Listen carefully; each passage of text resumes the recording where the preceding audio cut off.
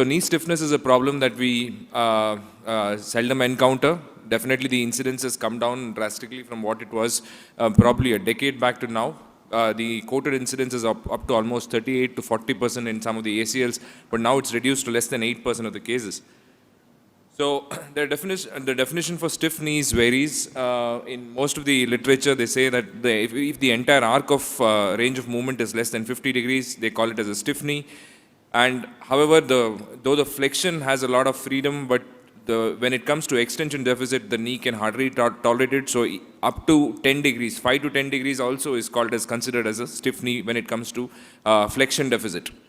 Now, is stiff knee equivalent to arthrofibrosis? No, you cannot use them they cannot be used interchangeably. Arthrofibrosis is a cause for stiff knee when you have excess scar tissue in the intercondylar notch or the anterior interval. We call it arthrofibrosis. There are definitely a lot of other reasons for stiff knee. So we have to remember that arthrofibrosis is a cause for a stiff knee and it should not be used synonymously. Now, if the ROM is very much restricted, the flexion is less than 30 degrees, we can consider calling it as ankylosis as well. Why should it be treated? We all know this. For a normal gait pattern, we need a free range of movement at least more than up to 125 degrees. Anything less than that causes a limp to the patient, and it can have a lot of consequences on gait, and patient is definitely at discomfort. So coming to the types, there are mainly two types and a combined type. The first type is an extension deficit, which is equivalent to a flexion deformity. Here the patient cannot extend actively, and this happens and passively as well, and this happens mainly when there is adhesions in the intercondylar notch or the tibiofemoral joint in the anterior aspect of the knee joint, and sometimes it can happen if you have a posterior capsular tightness as well. The second is where you have a flexion deficit. That means patient cannot flex fully. So here, when you have an adhesions in the suprapatellar pouch, patellofemoral joint, quadriceps muscles, adhesions of fibrosis, this can happen. And a combined variety where there is both these types in the same patient. How do you grade knee stiffness? Again, a lot of classification for this. The one that is commonly used is this. If the patient is having if he is having a flexion deficit that is more than 10 degrees, it's mild. 90 to 110, it is moderate. Less than 90, it is very severe. Extension loss, less than 5 degrees, it is mild. Grade 1, grade 2 is 5 to 10 degrees, and extension deficit more than 10, it's grade 3. So definitely a lot of etiologies here. The one that is of concern here is of after post ACL reconstructions, how do we handle it? Apart from that, we have prolonged immobilization. Native bandaging again, which is very common in South here. Infection, inflammations, fractures again after post-fracture fixations around the knee and after a TKR. We'll focus mainly on the initial 2 or 3 causes. First is the post-ACL reconstruction. So why do we get stiffness? One of the main predictors for stiffness post-operatively is how much is the range of ROM pre-operatively. So this is very important. At least 90 to 100 degrees of free ROM is definitely required before you plan an ACL.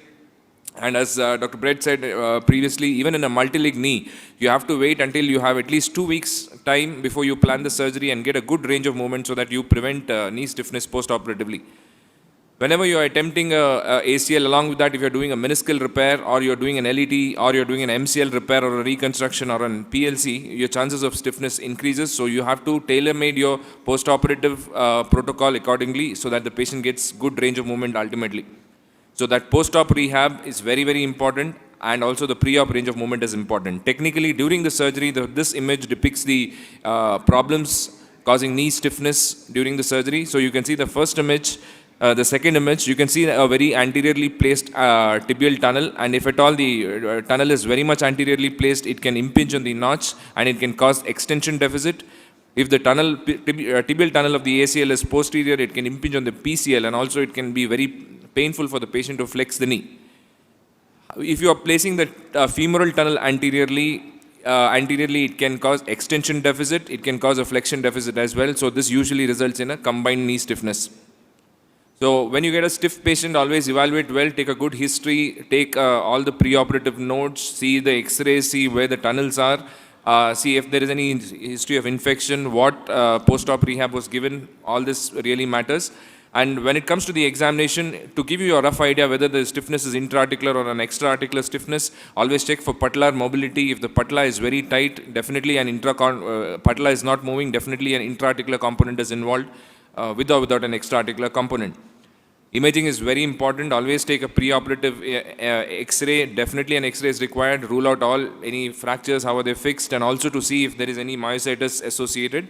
MRI will give you a good idea about the previous surgery, and also you can also get a rough idea about extensor mechanism here, continuity of the quadriceps, patella, and the patellar tendon, because sometimes in the stiff knee it is very difficult to check the knee extension, active knee extension before surgery.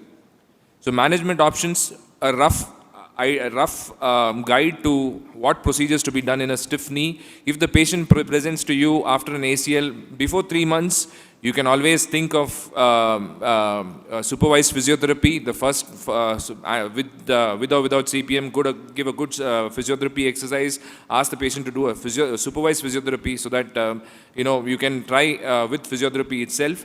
If the patient does not improve within 3 months, you can consider manipulation as well. If the patient presents late, that is 3 to 6 months, I think arthroscopic procedure can be considered, arthroscopic arthrolysis can be considered, and if the patient is presenting late, more than 6 months, you give an option of arthroscopic, but also take and consent for open surgery, because sometimes you may not be able to deal it with arthroscopy only. So coming to the contraindications for surgery, you have any active inflammation, any infection around the joint, CRPS symptoms, quadriceps muscle, you're doubtful that the extensor compartment may be affected. These are the probable absolute contraindications for you to consider surgery. We all know, I think probably everyone would have done this, manipulation. So as far as the ligament reconstruction are considered, it can be done in the early part, less than 3 months of presentation. We can consider it MUA. It can be done under spinal, or it can be done under block as well. Very important, keep a small lever arm. Hold the tibia very proximal so that you don't end up with fractures. And always feel for the cracking sound of the adhesions and get a good range of movement. This has to be followed with a good physiotherapy. Coming to arthroscopic arthrolysis, this is a very good article by Dr. Abhishek Vaish, published in IJO in 2020. Gives a very good comprehensive overview of joint stiffness. So here you can see the steps for performing an arthroscopic arthrolysis. So first time, sometimes it's very difficult to put a scope itself into the joint. In such a case, always have some blunt dilators with you. You can even use a switching stick, and then eventually you go in the subsequent steps. Suprapatellar release, clearance of gutters, capsular release, anterior interval release, intercondylar notch, clearance of tibiofemoral compartment, and then finally end up with manipulation and pie crusting of the quads if necessary towards the end. This was an example of a patient. He was outside operated, had undergone an ACL with an LET. 5 months post, we had tried physiotherapy, but it had not improved. So we planned for an arthroscopic arthrolysis in this patient. This was his gait on presentation. You can see a severe limp, and he had combined knee stiffness. He had an FFD and a restriction of flexion as well. This was an X-ray. You can see the fairly well-placed tibial tunnel and the femoral tunnel. No obvious myositis or anything on the X-ray. As we proceeded, this was the opening picture for us. The suprapatellar pouch had very thick adhesions in the pouch, followed by very thick adhesions in the anterior interval, that is between the tibial plateau and the patellar tendon, very thick adhesions again. So using shaver was not possible, so we used upbiters initially, and then eventually proceeded with shavers and cautery. This was the ACL after releasing all the adhesions. You can see the graft that is being intact. We felt that there might be slight lateral impingement, so we did a small notchplasty towards the lateral wall of the lateral condyle.